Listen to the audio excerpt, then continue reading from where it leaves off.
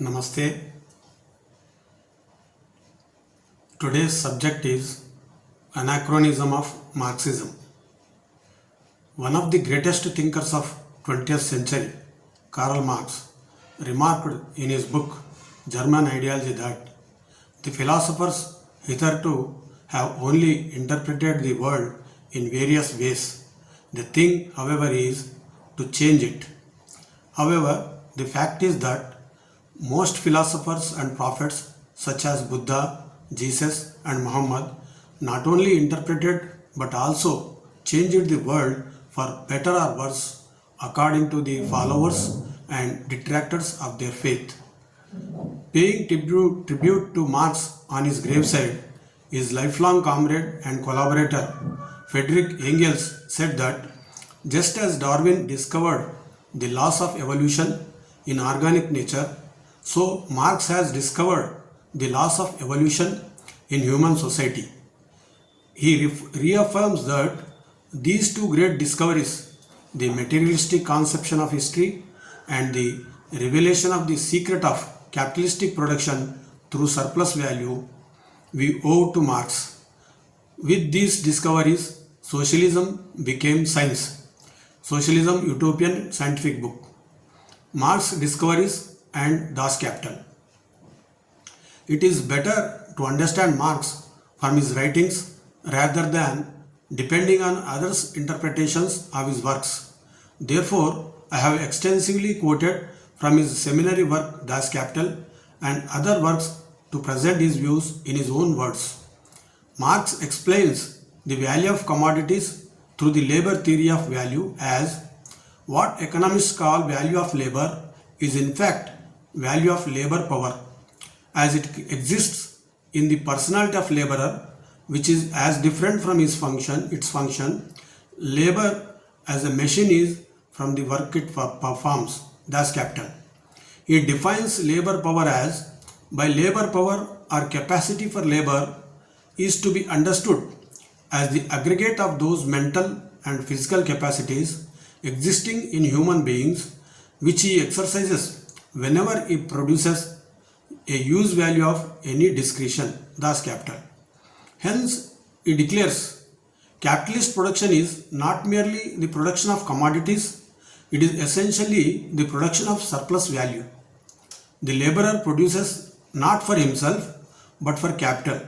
It is no longer suffices, therefore, that he should simply produce. He must produce surplus value. The laborer alone is productive who produces surplus value for the capitalist and thus works for the self-expansion of the capital, Das Kapital. Marx differentiates between price and value of a commodity as although money is nothing but value form of commodities, price ceases altogether to express value. Objects that in themselves are no commodities such as conscience, honor and others are capable of being offered for sale by their holders and of thus acquiring through the price the form of commodities. Hence, an object may have price without having value. The prices in that case are imaginary, like certain quantities of mathematics. Das Kapital by Marx.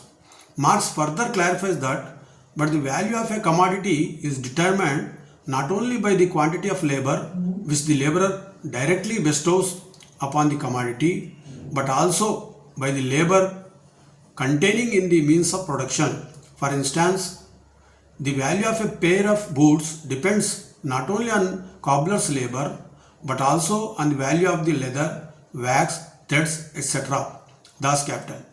He defines the determination of the value of labor power as in the case of every other commodity, by the labor time necessary for the production and consequently also the reproduction of this special article. In other words, the value of labor power is the value of means of a subsistence necessary for the maintenance of the laborer. Das Kapital. And he clarifies that for creation of value, the time that is socially necessary alone counts. He further elaborates the types of exploitation using the surplus value as surplus value produced by prolongation of the working day, I call it absolute surplus value. On the other hand, the surplus value arising from the curtailment of the necessary labor time and the corresponding alteration in the respective length of the two components of the working day, I call it relative surplus value. Again, it is from Das Kapital. Paradox of labor value of theory. Here, up to now, we have seen what Marx have said about the value of the labor theory value. Now we see the paradox of labor value theory.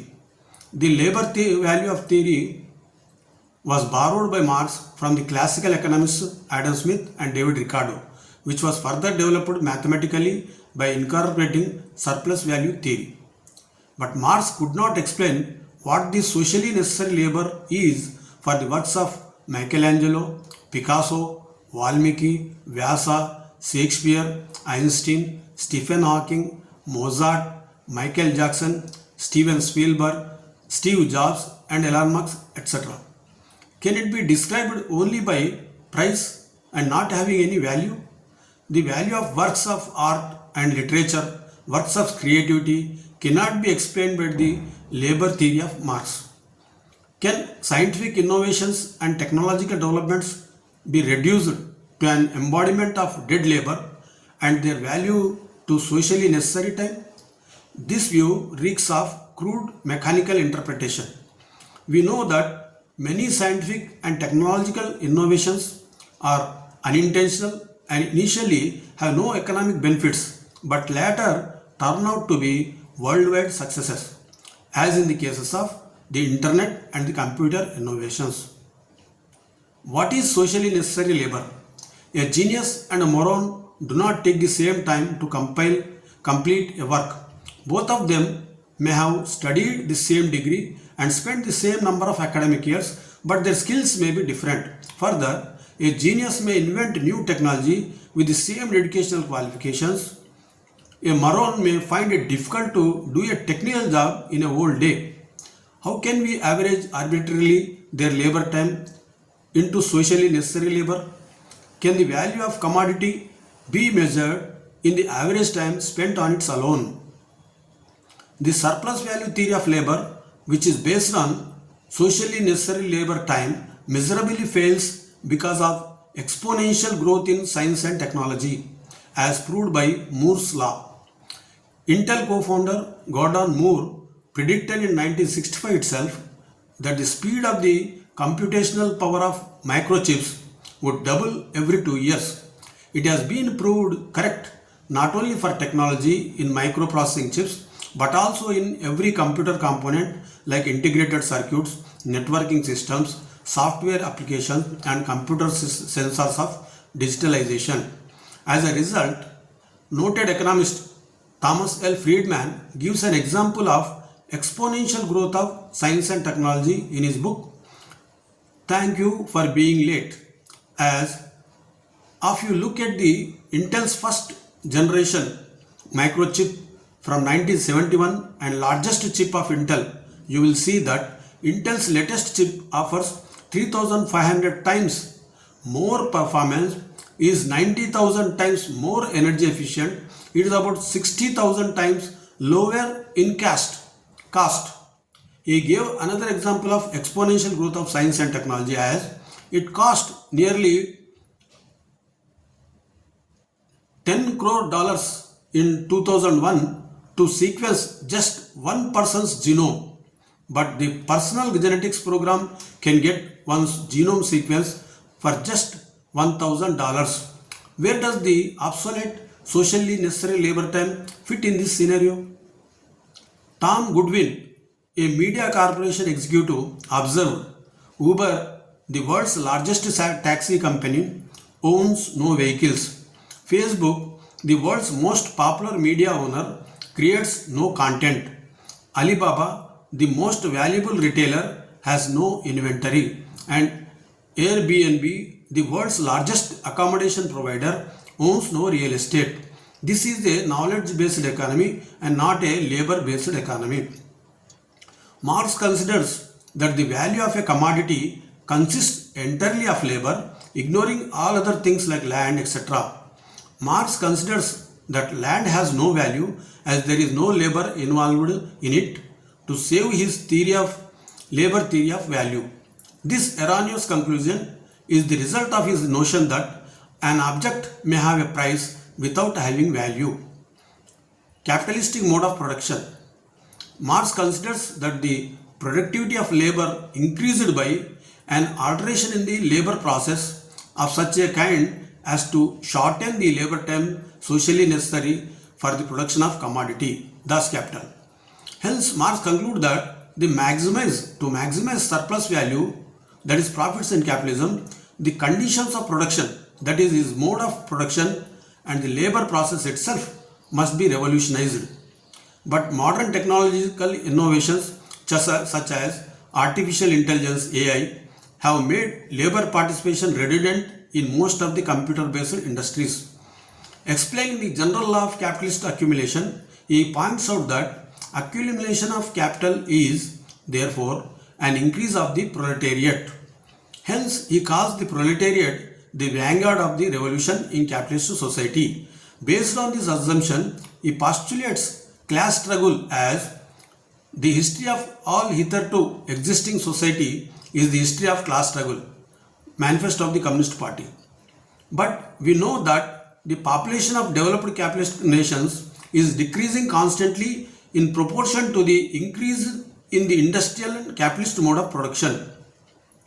Further, he predicts that the middle class will be gradually disappearing in the capitalist mode of production as the lower strata of the middle class, the small traded people, shopkeepers and the retired tradesmen generally, the handicraftsmen and peasants, all these sink gradually into the proletariat, partly because of competition with the large capitalists, partly because their specialized skill is rendered worthless by new methods of production.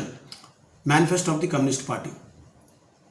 Marx considers these middle class of small manufacturer, the shopkeeper, the artisan, the peasant are therefore not revolutionary but conservative.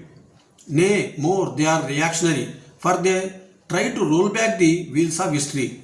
This is also from Manifesto of the Communist Party. These assumptions of Marx are also proved wrong as small and medium scale industries, SMSEs, and peasants are also thriving alongside big industries.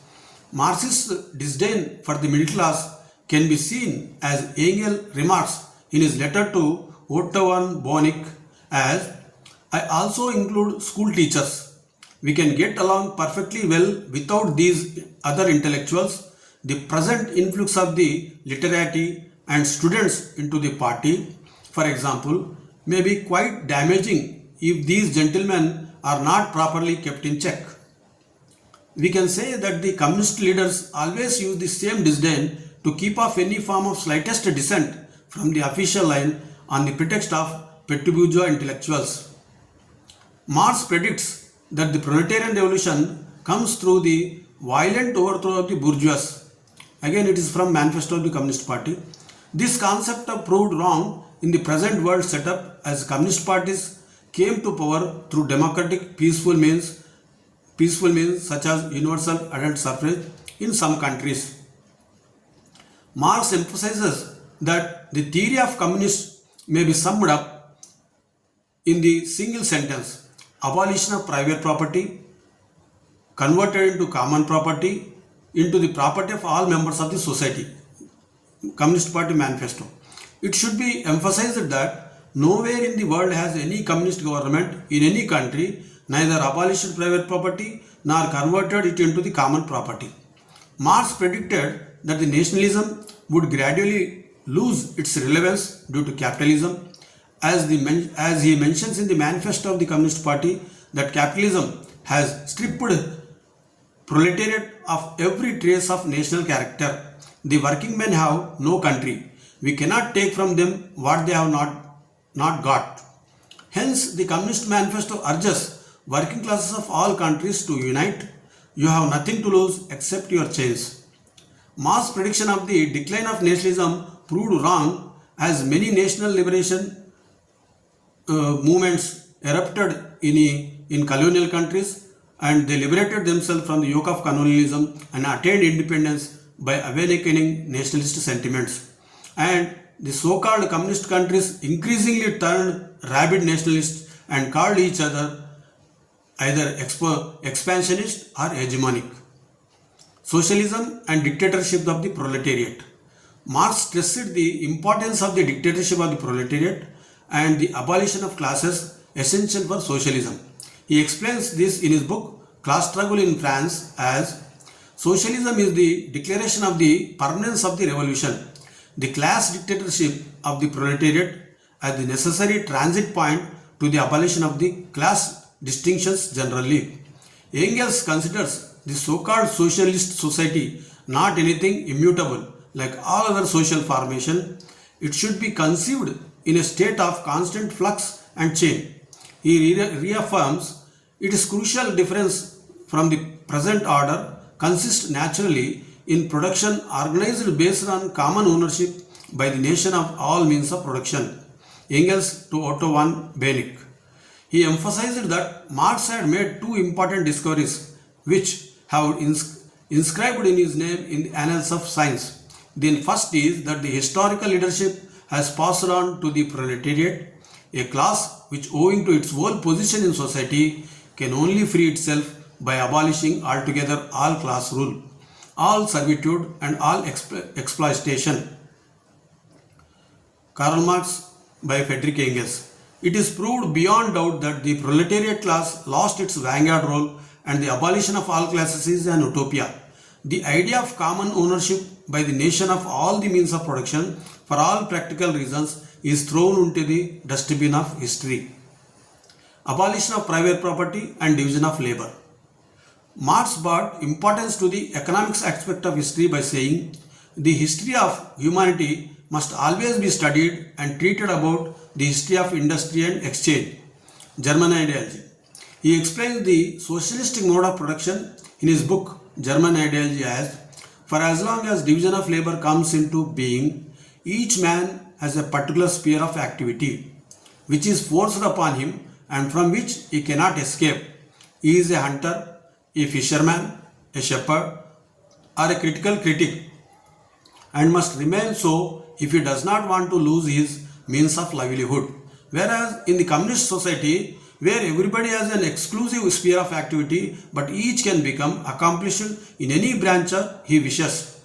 Society regulates general production and thus makes it possible for me to do one thing today and another tomorrow, to hunt in the morning, fish in the afternoon, rear cattle in the evening, criticize after dinner, just as I have a mind, without ever becoming hunter, fisherman or shepherd or critic. Marx's views are nothing short of an utopian dream in the present day society. There are many specializations, that is division of labor, even in one branch of science. For instance, now a doctor is not merely doctor anymore. He may be a specialist of ear, nose, heart, kidney, skin and other innumerable branches in one discipline of medical courses. He considered the division of labor is the main culprit in the capitalist mode of production. As he remarks, division of labor and private property are, after all, identical expressions. In the one, the same thing is affirmed with reference to the activity as is affirmed in the other concerning the product of the activity. German ideology. Hence, he offers panacea for the abolition of the division of labor only possible in the socialist society, as abolishing the division of labor is not possible without the community. The more the division of labor develops and accumulation grows, the further fragmentation develops. Labor itself can only exist on the premise of this fragmentation. German ideology. In the present day of information explosion and exponential growth of science and technology, division of labor is not only necessary but also compulsory.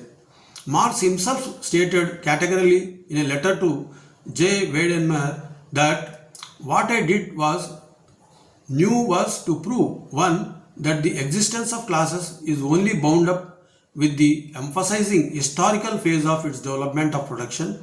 Second, that the class struggle necessarily lead to the dictatorship of the proletariat. Third, that the dictatorship of itself only constitutes the transition to the abolition of all classes and a classless society. History has proved beyond doubt that the so-called dictatorship of the proletariat was nothing but the dictatorship of a communist party or a person which destroyed not only the economy of a country beyond repair but also dismantled democracy, dissent and culture of that country. Why Marxism failed? Marx considered money as a value form of commodities, but could not foresee what banks, financial institutions, and share markets create money without an iota of socially necessary labor. Financial institutions like banks and insurance companies create money as mere accounting adjustments, while share markets create money on mere speculation. Now, money even exists without a currency like Bitcoin. The Central American country El Salvador is the first country in the world to approve Bitcoin as a legal tender money of that country. A digital money system will be useful for millions of people who don't have bank accounts for various reasons. Marx thought that the collapse of private property was not only a historical necessity but also inevitable as per his scientific theory. But the historical evolution of the economic efficiency disproved this myth, as in the case of Chinese communism. Privatization of collective lands, allowing individual ownership of land and its products, has gradually evolved in China since 1978. It started in the village of Xianggang. Fed up with the continued dismal production of crops in the collective farms, a few farmers dared to divide the collective land among families without informing the authorities and agreed to own what is grown in their individually owned property. They even signed a written agreement to this effect and kept it secret from themselves. For themselves. The result was that they produced more crops than the total 5 years crop production. Later, this subversive activity was discovered by the communist authorities, but it was implemented all over China in 1982 by Deng Xiaoping as a pragmatic measure. Now, the only major communist country, China, which officially declares itself as a Marxist, hardly implements basic tenets of Marxism and allows private property not only in the agriculture sector but also in the industrial financial sectors, calling it the Chinese variant of communism. Despite authoritarian and totalitarian restrictions, 20 Chinese private multinationals made it to the Fortune Global Giants list of the 500. Socialism and social democracy versus Marxism.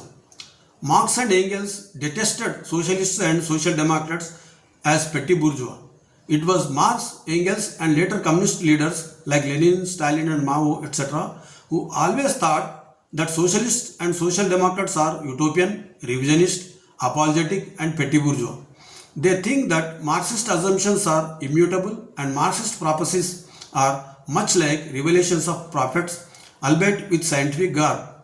This prejudice is the result of their belief that every ideology represents class ideology and morality, judiciary, economics protect the interest of the ruling classes. Their argument is simple. If your views are against the interest of the proletariat, you are apologetic of capitalism, an enemy of the revolution and a petty bourgeois intellectual, as they think that if you are not with us, you are against us. The fundamental fallacy of Marxism against humanity is that it denies immense possibilities through which human society can evolve, and it predetermines the course of the future of human society by incorporating the concept of inevitability of communism, just as karma theory in Hinduism and judgment day in Christianity and Islam. Marxism rightly assessed the exploitation of natural resources and accumulation of capital by colonial expansionism and gave cause to the toiling classes to revolt against the economic tyranny of the unbridled greed of the capitalism and colonialism. Marxism became the religion of the present times. It is like Potuluri Veerabrahmendra Swami's predictions about the inevitability of doomsday in the future and the rescue of dharma by Veerabhoga Vasantarayala. We have to extrapolate the doomsday of capitalism and the proletariat dictatorship in that story. Marxism inspired millions of downtrodden people all over the world, irrespective of nationality and religion, for building a society free of inequality and poverty, but at the same time miserably failed in reconciling collective with the individual freedom, including freedom to acquire property, and eventually fell within the short span of 70 years. Sigmund Freud remarked about communism in the erstwhile Soviet Union in his book The Future of an Illusion that a great experiment is going on the face of the earth by millions of people, the outcome of which we don't know. Now we know why and how it ended. We know that the proletarian dictatorship degenerated into personal or party dictatorship. Another fundamental flaw is viewing democracy in any capitalist country as a bourgeois democracy. But 21st century history has shown that universal suffrage, protection of human rights, and freedom of expression have given immense possibilities for building a better society, and at the same time, the lack of these fundamental rights and freedom of expression resulted in the collapse of communist regimes. It is also ironic that the disintegration of communist countries resulted in the national liberation of new ethnic states, including the unification of Germany with the capitalist mode of production, while the advanced capitalism in Europe resulted in the European Union, contrary to the prediction of Marx. Developed capitalist countries united and communist countries disintegrated. Marx's conclusion about bourgeois democracy serving the interest of only itself goes for a task, as a parliamentary democracy in most capitalist countries had adopted electionomics, which means the government or ruling parties cater to the needs of every section of voters based on caste, religion, ethnicity, regional aspirations, etc. for the sake of winning elections without considering whether it is a proletariat or not. Another drawback in Marxism is that it is falsely assumed that capitalism will weaken religious beliefs and socialism altogether eradicates religion from the face of the earth. We know that religious obscurantism and religious extremism are playing havoc all over the world despite tremendous scientific and technological advances. A strong nexus of clergy, military emerged in many countries that openly proclaim themselves as religious nations. This shows that world political and economic structures are evolving through trial and error methods. Knowledge economy. The main source of livelihood in human civilization are agriculture, industry, and service sectors. Before the advent of industrial revolution, agriculture was the main sector, and up to the 19th century, the industrial sector became dominant. Hence, Marx pinned his hopes on the proletariat and the gradual disappearance of the middle class.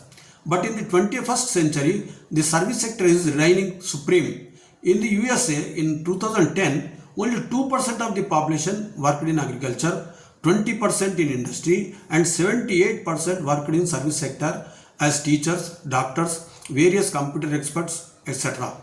Even in India in 2018 and 19, the agriculture sector contributed only 15.87%, industry 29.73%, and service sector 54.40% of our gross value added (GV) of our economy. I have examined Marx as postulated by Marx and Engels only because the Marxists think that it is doomed because of distortions introduced by later communist leaders like Lenin, Stalin, Mao, Pol Pot, etc. On the other hand, if we point out outdated fundamental postulates of Marxism, they say that Marxism was further developed by later communist leaders like Lenin, Stalin, Mao, Deng Xiaoping, Charu Majumdar, etc. Their logic is simple: head I win, tail you lose. Yuval Noah Harari rightly pointed out in his book Homo Deus that communist revolutions never engulfed the leading industrial powers such as Britain, France, and USA, and the dictatorship of the proletariat was consigned to the dustbin of history. This is the paradox of historical knowledge. Knowledge that does not change behavior is useless, but the knowledge that changes behavior quickly loses its relevance. But the ideologists cling to the anachronistic ideology despite its fallacy. He aptly categorizes that the global economy has been transformed from a material-based economy to knowledge-based economy. At present, the knowledge-based economy is thriving in the fields of artificial intelligence, human interface algorithms, and finding cures for terminal genetic diseases, etc.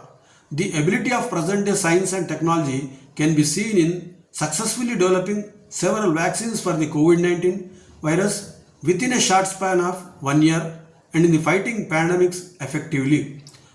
Noel Harari explained in his book Homo Deus that nobody can absorb all the latest scientific discoveries.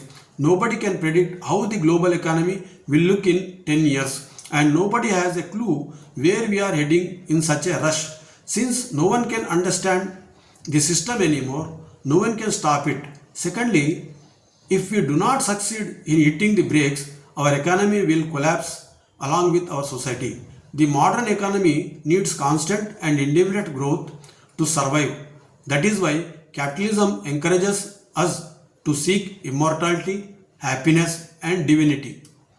Nobel laureates in economics Abhijit V. Banerjee and noted economist Esther Duflo rightly observed in their book Good Economics for the Hard Times that there are no iron laws of economics keeping us from building a more humane society, but there are many people whose blind faith, self-interest, or simple lack of understanding of economics make them claim this is the case. As history, alas, demonstrates over and over, the ideas that carry the day in the end can be good or bad. The only recourse we have against bad ideas is to be vigilant, resist the seduction of the obvious, be skeptical of promised miracles, question the evidence.